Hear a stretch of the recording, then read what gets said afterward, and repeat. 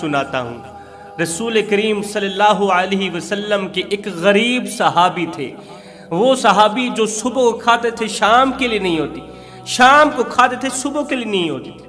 ایک دن رسول کریم صلی اللہ علیہ وسلم نے حال دریافت فرماتے ہوئے پوچھا، اے صحابی وقت کیسا گزر رہا ہے، زندگی کے دن کیسے گزر رہے ہیں؟ صحابی نے عرض کی، یا رسول اللہ میرے رشتہ دار امیر ہیں مگر میں غریب ہوں، میری غربت کی وجہ سے کوئی بھی میری طرف توجہ نہیں کرتا، میری غربت کی وجہ سے کوئی مجھے دعوت پر نہیں بلاتا، کوئی مجھے ولیمے پر نہیں بلاتا، کوئی مجھ سے میرا حال چال نہیں پوچھتا، میرے سینے کا بوجھ بڑھ جاتا ہے، سینے کا بوجھ ہلکا کرنے کے لیے کوئی میرے پاس نہیں آتا، اس لیے کہ میں غریب ہوں اور میرے رشتہ دار عزیز و اقارب امیر ہیں۔ اللہ اکبر! غریبوں کے جہاں میں وقت بھی رک رک کر چلتا ہے، غریبوں کے جہاں میں وقت بھی رک رک کر چلتا ہے، کبھی صبح نہیں ہوتی اور کبھی شام نہیں ہوتی۔ محبت بھری گفتگو ہو رہی ہے، صحابی اور میرے کریم نبی کے درمیان محبت بھری پیار بھری گفتگو ہو رہی تھی۔ میرے کریم نبی صحابی کے دکھ درد سن رہے تھے، صحابی کے سینے کا بوجھ ہلکا کرنے کے لیے، غموں کا بوجھ ہلکا کرنے کے لیے میرے کریم آقا محبت بھری باتیں کر رہے تھے اور صحابی کی جان میں جان چلی جا رہی تھی۔ اتنے میں حضرت جبریل علیہ السلام اچانک نبی کریم کی خدمت میں حاضر ہوئے۔ محبت بھری پیار بھری گفتگو ہو رہی تھی میرے کریم نبی کے ساتھ کہ اچانک حضرت جبریل علیہ السلام میرے نبی کی خدمت میں حاضر ہوئے۔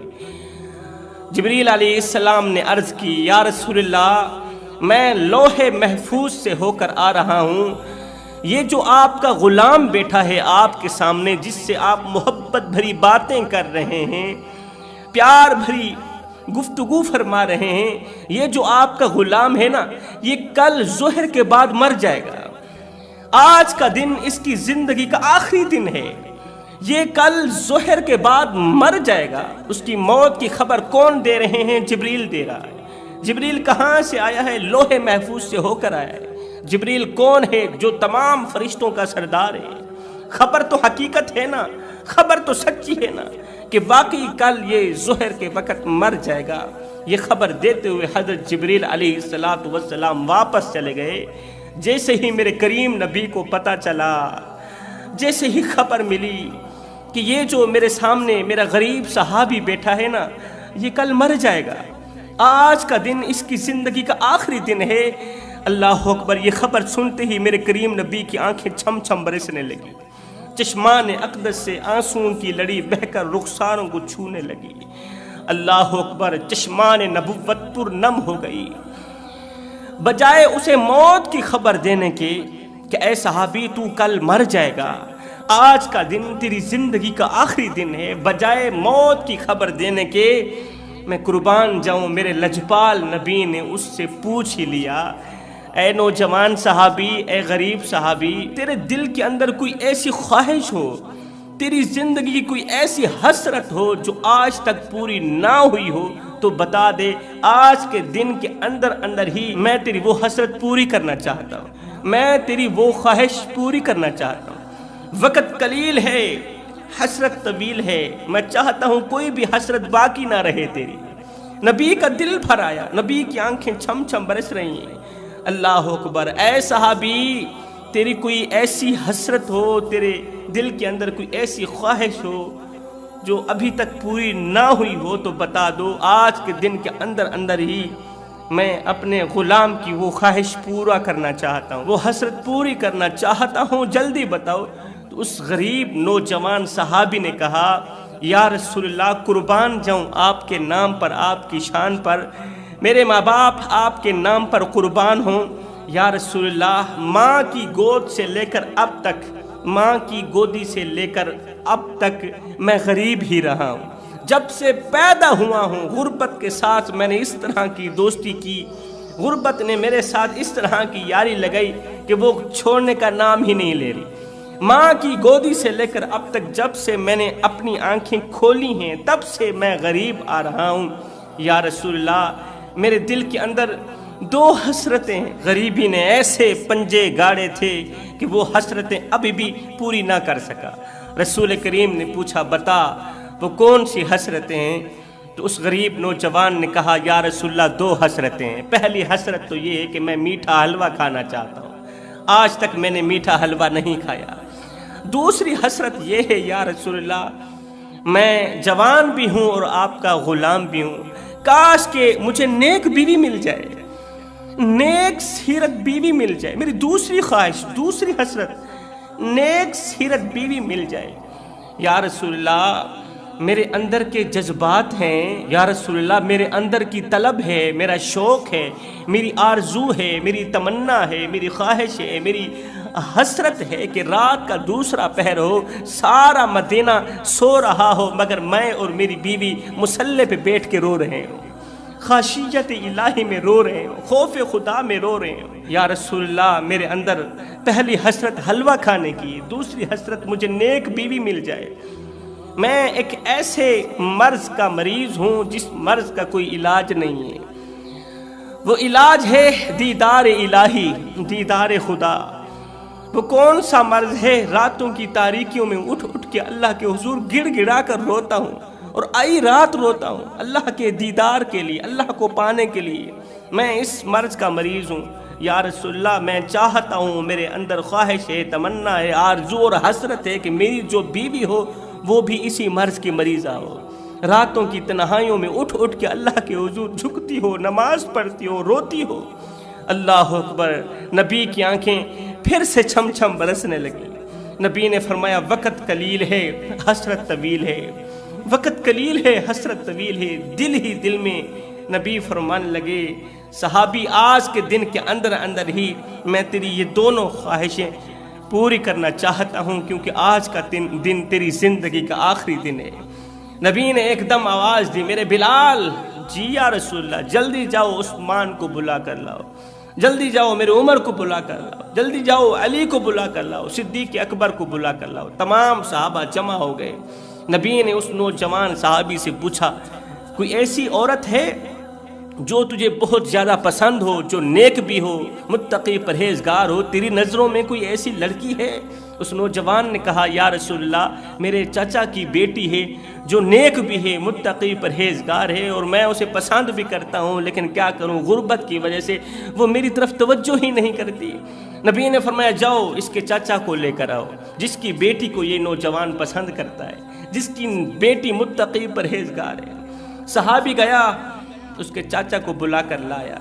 چاچا حضور علیہ السلام کی خدمت میں ہاتھ باندھ کے کھڑے۔ نبی نے فرمایا صحابی مبارک ہو، میں نے تیری بیٹی کا رشتہ طے کر دیا ہے، اور آج کے دن کے اندر اندر ہی نکاح ہوگا۔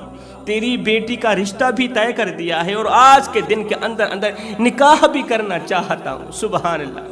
میرے نبی نے فرمایا عثمان جلدی جاؤ دلہا دلہن کے کپڑے تیار کرا کے لے کے۔ کسی صحابی کی ذمہ چادریں لگا دی، کسی صحابی کی ذمہ چارپائیاں لگا دی، کسی کی ذمہ برتن لگا دیے، اور میرے نبی نے جناب علی کو فرمایا اے علی آج وہ حلوہ تیار کرو جو اس سے پہلے کبھی بھی تیار نہ کیا ہو، اس طرح کا میٹھا حلوہ تیار کرو اس سے پہلے کبھی نہ کھایا ہو نہ ہی تو بنایا ہو۔ وقت قلیل ہے، حسرت طویل ہے، جلدی کرو۔ نبی کو پتا تھا نا کہ آج میرے صحابی کا جو دن ہے اس کی زندگی کا آخری دن ہے، آج اس کی دونوں حسرتیں پوری ہوں گی۔ تھوڑی ہی دیر کے اندر اندر، تھوڑے ہی وقت کے اندر اندر دلہا دلہن کے کپڑے بھی تیار ہو گئے، کھانے پینے کی اشیاء بھی تیار ہو گئی، دلہن بھی تیار ہو گئی، دلہا بھی تیار ہو گیا۔ میرے کریم نبی نے مسجد میں بیٹھ کے ان دونوں کا نکاح پڑھایا۔ نکاح ہو جانے کے بعد رسول کریم صلی اللہ علیہ وسلم نے جناب سیدنا ابوبکر صدیق کو فرمایا اے میرے صدیق فلاں گلی میں آپ کا جو مکان ہے، آپ کا جو چھوٹا سا مکان ہے، دینا چاہتے ہو اللہ کے نام پر؟ اس نے کہا یا رسول اللہ آپ کے نام پر تو سب کچھ قربان ہے، وہ مکان میں نے دے دیا، وہ مکان آپ کا ہے، آپ جسے چاہیں دے دے۔ نبی نے فرمایا دلہے وہ مکان میں آپ کو تحفے میں دیتا ہوں۔ نبی کریم نے صحابہ کرام کو فرمایا جاؤ یہ بارات ان کے گھر تک چھوڑا ہو، ان کے کمرے تک چھوڑا ہو۔ صحابہ کرام بارات لے گئے، بڑی دھوم دھام سے بارات لے گئے، گھر تک چھوڑ آئے، اور وہ حلوہ جو میرے نبی نے خصوصاً دولہے کے لیے تیار کیا تھا وہ بھی کمرے میں پہنچوا دیا۔ دلہن بھی چلی گئی، دلہا بھی چلا گیا، کھانے پینے کی اشیاء بھی چلی گئی۔ اب دوسرے دن میرے کریم نبی نے ایک صحابی کی ذمہ ڈیوٹی لگائی، کہا کہ کل ظہر سے عصر تک تو نے دلہا دلہن کے مکان کے باہر ہی کھڑے رہنا ہے۔ کل ظہر سے لے کر عصر تک تو نے دلہے کے مکان کے سامنے ہی کھڑے رہنا ہے اور غور کرنا ہے، جیسے ہی کمرے کے اندر رونے کی آواز آئے فوراً مجھے خبر دینا، کیونکہ آج کا دن دلہے کی زندگی کا آخری دن ہے، آج کی رات اس کی زندگی کی آخری رات ہے، کل ظہر کے وقت یہ مر جائے گا۔ اور میرے صحابی ظہر سے لے کر عصر تک دلہے کے کمرے کے باہر کھڑے رہنا، گھومتے پھرتے رہنا، جیسے ہی اندر سے رونے کی آواز آئے فوراً مجھے بتانا۔ رات گزری ہی تھی کہ دوسرے دن وہ صحابی آقا کریم کی اس فرمان کو اپنی آنکھوں پر رکھتے ہوئے دلہے کے کمرے کے باہر چلا گیا، گھر کے باہر چلا گیا، ایسے ہی گھومتا رہا، انتظار کرتا رہا۔ اندر تو خوشیوں کا سما بدا ہوا تھا، اندر تو مسکرانے کی آوازیں آ رہی تھی، بجائے رونے کے اندر سے خوشیوں کی آوازیں آ رہی، ہنسنے کی آوازیں آ رہی تھی۔ اب صحابی انتظار میں تھے کہ ابھی رونے کی آواز آئے، کیوں؟ اس لیے کہ رسول اللہ نے جو کہہ دیا ابھی رونے کی آواز آئے گی، ابھی رونے کی آواز آئے گی۔ اتنے میں عصر کی اذانیں ہونے لگی، عصر کی اذان کی آواز آنے لگی۔ صحابی یہاں سے بھاگا، رسول کریم صلی اللہ علیہ وسلم کی خدمت میں حاضر ہوا۔ رسول کریم نے فرمایا جلدی کرو، مجھے خبر دو کیا بنا۔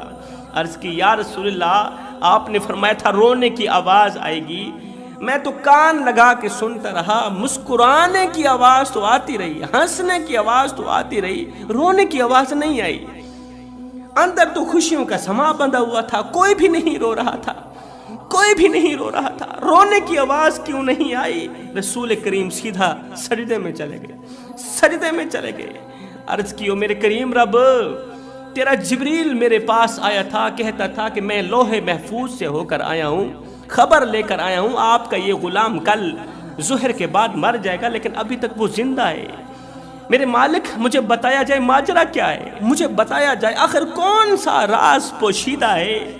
تو میرے اللہ نے فرمایا اے میرے حبیب، مجھے اپنی عزت اور جاہ و جلال کی قسم، میرا جبریل سچ ہی بولتا ہے، حقیقت میں ہی اس نے آج ظہر کے بعد مر جانا تھا، آپ کے نوجوان صحابی نے، دلہے نے آج ظہر کے بعد مر جانا تھا، لیکن کیوں نہیں مرا؟ اس کی ایک وجہ ہے، اس کی یہ وجہ ہے کہ آپ نے اس کا نکاح پڑھایا، نکاح پڑھانے کے بعد آپ نے اس دلہے کے لیے میٹھا سا حلوہ تیار کرایا، وہ حلوہ جو اس سے پہلے کسی نے نہیں کھایا تھا، بڑے شوق سے آپ نے دلہے کے لیے میٹھا سا حلوہ تیار کروایا۔ تو پھر آپ نے صحابی کو دیا کہ جاؤ دلہے کے کمرے کے اندر رکھ کر آؤ، کھانے پینے کی اشیاء دلہے کے کمرے کے اندر رکھ کر صحابی واپس چلے گئے۔ جب عشاء کا وقت ہوا تو دلہا دلہن کمرے کے اندر اکیلے تھے، انہوں نے دسترخوان بچھایا، دسترخوان بچھایا، دلہے نے حلوے کو دیکھا، وہ حلوہ جس کے کھانے کی حسرت رکھتا تھا، اندر شوق تھا، خواہش تھی، حسرت تھی کہ کب میں میٹھا حلوہ کھاؤں گا۔ جیسے اس نے میٹھے حلوے کو دیکھا، ہاتھ بڑھایا حلوے کی طرف، قبل اس کے کہ حلوے کا نوالا لقمہ بنا کر منہ میں ڈالتا، اتنے میں دروازے میں کسی بھوکے پیاسے کی آواز آئی، دروازے میں سے کسی بھوکے کی آواز آئی، ہے کوئی اللہ کے نام پر کھانے پینے کو کچھ دینے والا؟ 3 دن کا بھوکا ہوں، میرے بچے بھوکے ہیں، 3 دن سے کچھ نہیں ملا، ہے کوئی اللہ کا نیک بندہ جو میری بھوک مٹا دے اور میرے بچوں کی بھوک مٹا دے؟ قبل اس کے کہ وہ نوالا اٹھا کر منہ میں ڈالتا، اس نے وہی نوالا وہیں پہ رکھ دیا، ساتھ میں اپنی شریک حیات کو کہا، بیوی کو کہا، اے اسلام کی مقدس شہزادی، میرے لیے بس اتنا ہی کافی ہے کہ تو میری بیوی بن گئی، میرے لیے بس اتنا ہی کافی ہے کہ تیرے جیسی عظیم عورت، تیرے جیسی نیک عورت، با پردہ عورت میری زندگی میں آ گئی، ہمارے لیے بس اتنا ہی کافی ہے کہ رسول کریم نے ہم دونوں کا نکاح پڑھایا ہے، لہٰذا اسی نکاح کی خوشی میں چاہتا ہوں یہ جو حلوہ پڑا ہے نا، جس کو کھانے کے لیے میرے اندر عرصہ دراز سے حسرت تھی، خواہش تھی، میں چاہتا ہوں کہ اپنی خواہش کو مارتے ہوئے، کیونکہ اس وقت یہ حلوہ مجھے بہت زیادہ قیمتی ہے، میرے لیے بہت زیادہ قیمتی ہے، لیکن میں چاہتا ہوں قیمتی سے قیمتی چیز ہی اللہ کے نام پہ قربان کروں، میں چاہتا ہوں یہ سارا کھانے پینے کا سامان اٹھا کرنا فقیر کی جھولی میں ڈال دو۔ اس کی بیوی کوئی عام تو نہیں تھی نا، وہ بھی تو اسلام کی مقدس شہزادی تھی نا، وہ بھی تو اللہ کی محبوبہ تھی نا۔ بیوی نے کہا ایسا ہی کرتے ہیں، نکاح کی خوشی میں، دونوں کی ملاپ کی خوشی میں اس دعوت کو اٹھاتے ہیں، فقیر کی جھولی میں ڈال دیتے ہیں۔ انہوں نے دعوت اٹھائی، جا کر فقیر کی جھولی میں رکھ دی۔ 3 دن کا بھوکا تھا، اس کے بچے بھی 3 دن کے بھوکے تھے۔ اللہ نے فرمایا اے میرے حبیب، جو میٹھا اس نے زندگی بھر نہیں کھایا تھا، وہی میٹھا اس نے میرے نام پر دے دیا، میرے نام پر قربان کر دیا۔ جب وہ روٹی، وہ حلوہ فقیر کی جھولی میں ڈالا گیا تو میرے فقیر نے دونوں ہاتھ اٹھائے، عرض کیا میرے کریم رب، ان دونوں کی خوشیاں سلامت رکھنا، اس جوڑی کو خوشیاں دینا، اس جوڑی کو الگ مت کرنا، اس جوڑی کو ایک دوسرے سے جدا مت کرنا۔ اللہ نے فرمایا اے میرے حبیب، مجھے اپنی عزت اور جاہ و جلال کی قسم، اس نے آج مر ہی جانا تھا، لیکن جب فقیر کے ہاتھ اٹھے، جب غریب کے ہاتھ اٹھے نا، تو میں نے تقدیر بدل کر اس کی زندگی بڑھا دی، تقدیر کو بدل کر اس کی زندگی میں برکت ڈال دی، اس کی عمر بڑھا دی، اس کی بیوی کی عمر بڑھا دی۔ غریبوں کی مدد کرنے والا شخص زندگی میں کبھی غریب نہیں ہوتا۔ میں کہتا رہتا ہوں صاحب، آپ کے محلے میں کوئی شیعہ رہتا ہے، وہابی رہتا ہے، سنی رہتا ہے، یا کوئی غیر مسلم رہتا ہے، اس کا حساب وہ خود دے گا، مگر سنو، اگر روٹی نہ ملنے کی وجہ سے رات کو بھوکا سو گیا، اے بندے اس کا حساب تجھے دینا پڑے گا۔ روٹی امیر شہر کے کٹوں نے چھین لی، فاقہ غریب شہر کے بچوں میں بٹ گیا، چہرہ بتا رہا تھا کہ اسے مارا ہے بھوک نے، حاکم نے یہ لکھا کہ یہ کچھ کھا کے مر گیا۔ ہم غریبوں کی مدد کرتے ہیں، غریب ہمسائے کی مدد کرتے ہیں، اس کے گھر روٹی دیتے ہیں، لیکن تب جب وہ بیچارہ مر جاتا ہے، آپ دیکھتے نہیں ہمارے محلے میں جب کوئی فوتگی ہو جاتی ہے تو پھر ہم مرنے والے کے گھر پوری فیملی کے لیے کھانا پہنچاتے ہیں، پوری فیملی کے لیے روٹی پہنچاتے ہیں۔ میں نے کہا نادان، مرنے والا روٹی روٹی کرتا مر گیا، مرنے والا 3 دن کا بھوکا تھا، آخر مر گیا۔ روٹی کھلاتے تو اسی مرنے والے کو کھلاتے، آج اس کے مرنے کے بعد تمہاری دی روٹی کس کام کا؟ آج اس کے مرنے کے بعد تمہارا دیا روٹی کا ٹکڑا کس کام کا؟ وہ ایک غریب فقیر تھا، اس کا ایک ہی لباس تھا، آج وہ بھی پھٹ گیا۔ اب جگہ جگہ سے جسم جھلک رہا تھا، اس کا ایک ہی لباس تھا، وہ بھی پھٹ گیا، دوسرا لباس تھا نہیں جسم ڈھانپنے کے لیے۔ اب اس فقیر نے، غریب فقیر نے کیا کیا؟ بادشاہ کی چوکھٹ پر گیا، جہاں بادشاہ کے کتے بندھے ہوئے تھے وہاں جا کے بیٹھ گیا۔ وہاں جا کے بیٹھنے کے بعد اس نے بادشاہ کی طرف اشارہ کرتے ہوئے بادشاہ کو کہا، بادشاہ مثال کے طور پر اگر میں تیرے دروازے پر ابھی مر بھی جاؤں، بتا تو صحیح تو میرے ساتھ کیا سلوک کرے گا؟ اگر میں تیرے دروازے پر ابھی مر بھی جاؤں، بتا تو صحیح تو میرے ساتھ کیا سلوک کرے گا؟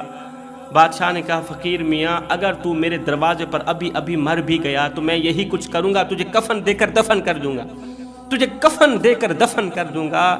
یہ سن کر اس غریب فقیر نے کہا بادشاہ، میرے مر جانے کے بعد، میرے مرنے کے بعد جو میری مردہ لاش ڈھانپنے کے لیے مجھے کفن دو گے نا، وہ آج ہی دے دو تاکہ میں اپنی زندہ لاش تو ڈھانپ سکوں۔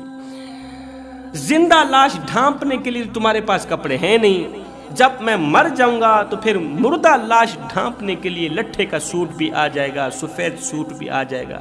خدا را میرے بھائیو، زندہ لوگوں کی قدر کرو، زندہ لوگوں کی خدمت کرو۔